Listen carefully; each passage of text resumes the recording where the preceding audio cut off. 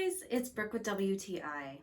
We moved into a new house that we had renovated about 6 months ago, and I have constantly been trying to figure out how to organize all the different rooms and moving stuff around. I found this VIVSOL 6-tier over-the-door organizer, and I love how many different places that I'm able to use it.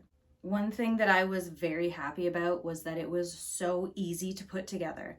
It didn't need any extra tools. It came with the one tool that it would need, and I was able to do it on my own, even though I usually get to my husband to put together most things because I can't figure them out. So I put this over my basement door, and I put all of my dishcloths and my oven mitts and everything on it, and it was so easy to access. I really liked it there.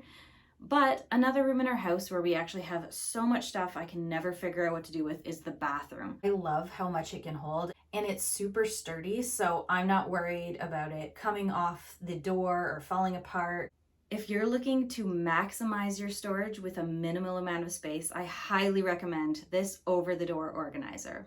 And that's my point of view.